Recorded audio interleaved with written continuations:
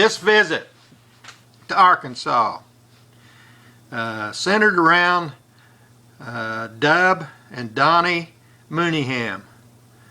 And Dub, I recently learned through Facebook, and as I say recently, last 3 or 4 years,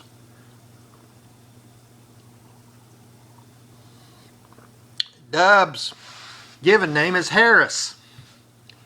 And on Facebook you'll find him as Harris Mooneyham. And his middle initial is W.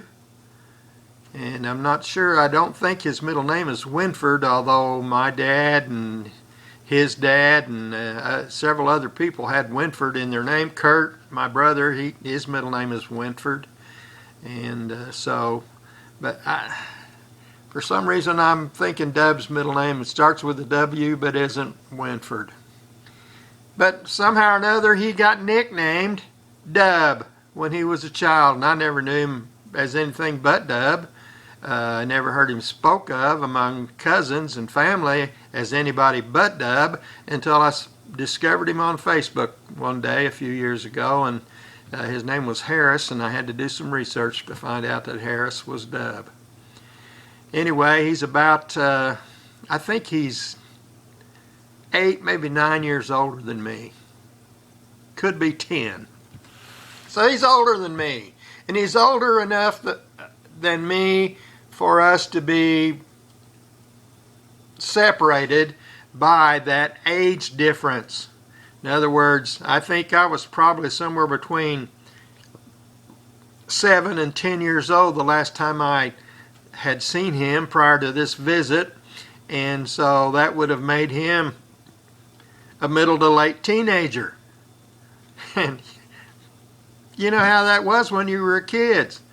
A teenage boy to a boy 8-10 years younger than him, they didn't have a lot of relationship. That little kid was a nuisance, if anything. He was in the way, if anything, and he didn't even have to be a nuisance or in the way. He could have just be non-existent almost in your thinking.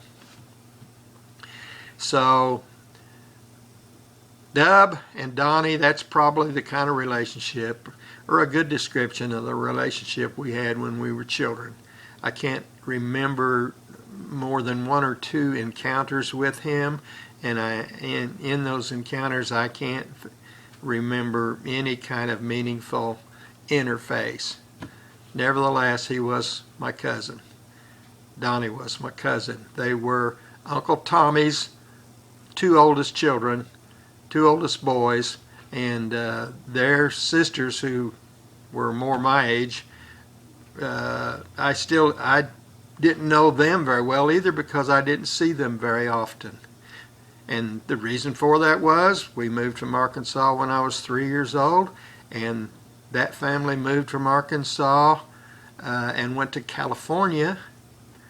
I'm going to guess when I was about 10 or 11 years old. I think 1958 is when they told me they went to California.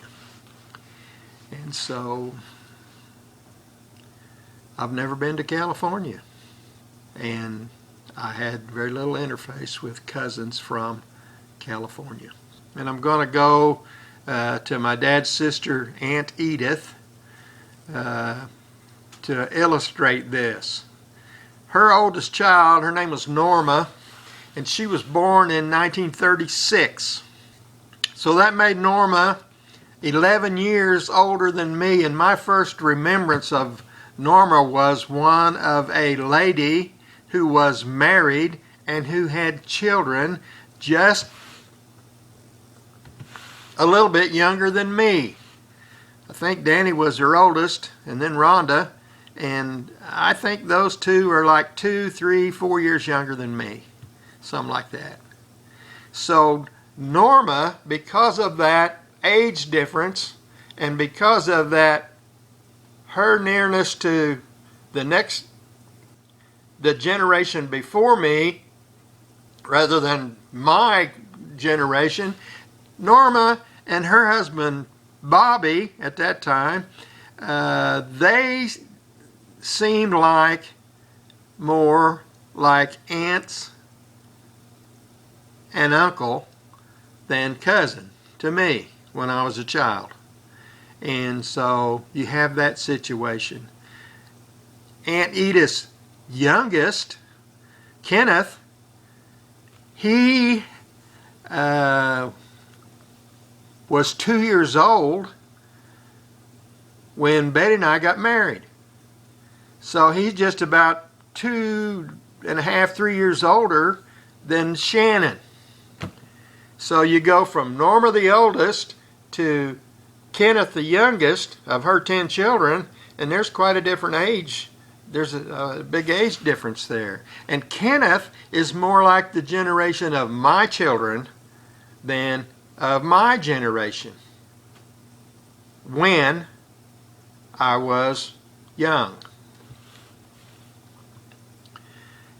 As you get older, those things go away.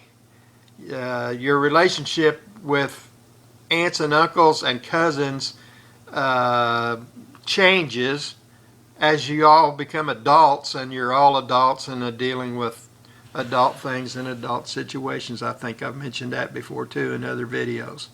But what I want to illustrate here is sometimes cousins can seem like aunts and uncles. Sometimes cousins can even seem like nieces and nephews because of an age difference, and that happened in my family, and it happens in everybody's family. Have the same thing on mom's side of the thing with Larry, Bob, and Stella. They seemed more like an uncle and an aunt to me when I was a boy than cousins. On Dad's side, Uncle Wesley's boy, Jimmy Donald, he was my first cousin, but he never felt like a cousin to me until I was an adult. Even a senior adult before Jimmy Donald felt like he was my cousin. He was probably in his last years before I ever had any kind of a relationship with him where I felt like we were cousins. I always felt like he was an uncle. And his children, especially the older three, I felt like they were cousins. And they were cousins. They were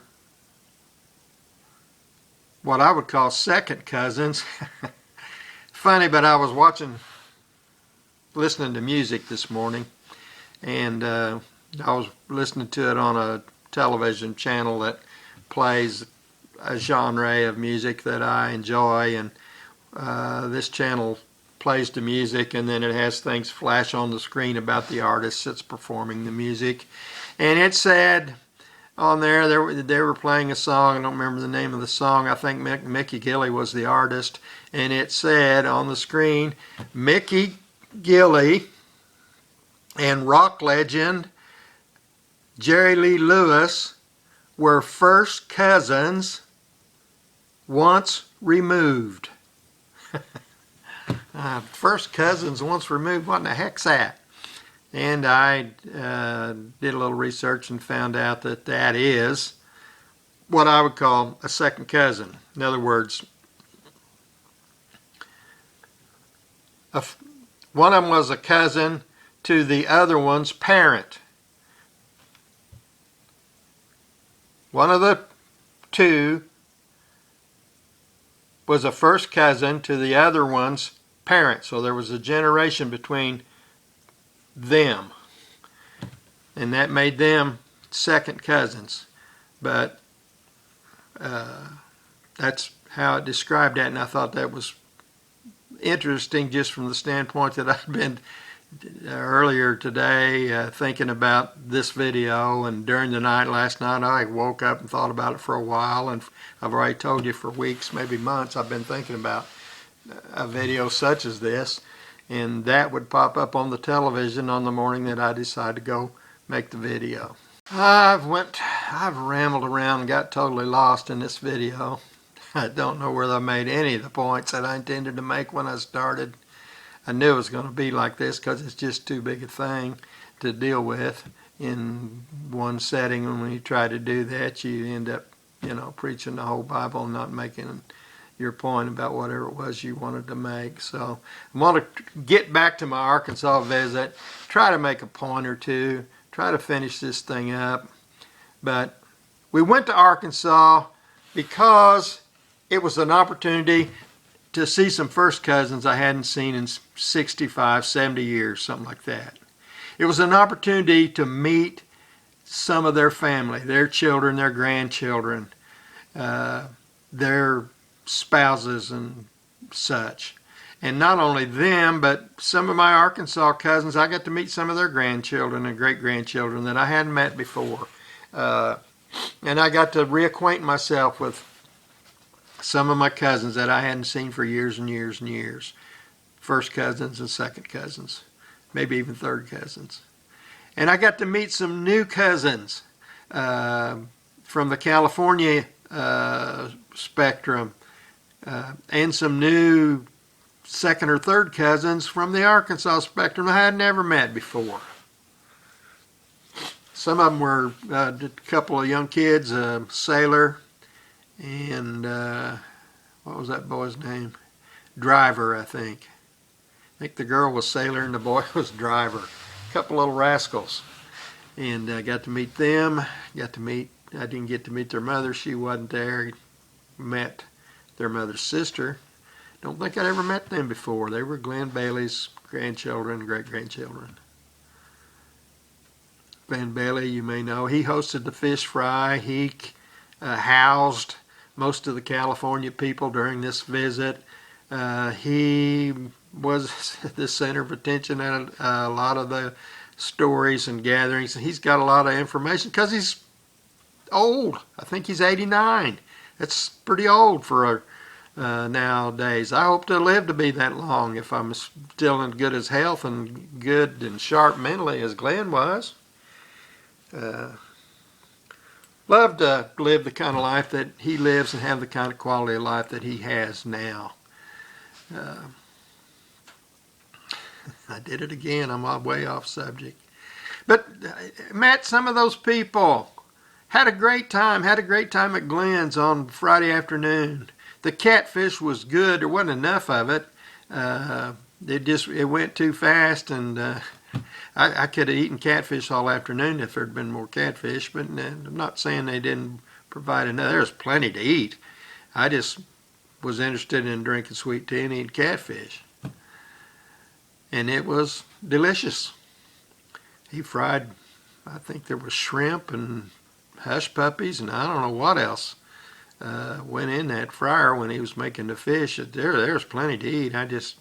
They ran out of catfish before I was through eating catfish.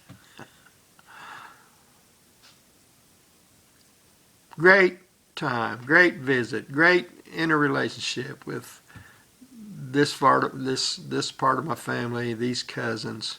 We sat down even on I think Saturday evening, watched one of my videos. What's the video I made about Janetta? And Janetta was one of Annie's daughters that married Glenn Bailey, and just another one of those cousins that felt like an aunt to me. Glenn and Janetta felt like an aunt and uncle, but until I got to be an adult, and then they began to be cousins and are cousins. And Janetta's gone now, and I made a video about her. You ought to go watch it if you haven't seen it. Heard lots of stories about my dad.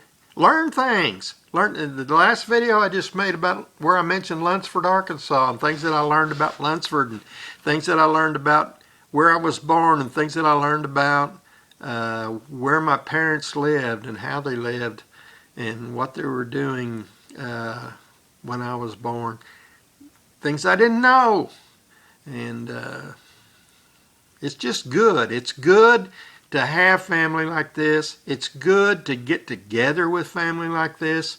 The fellowship is good. The relationship is good. And it's worth the time and effort that it takes to do it. And I would encourage all of you within your families to do the same thing as often as you can.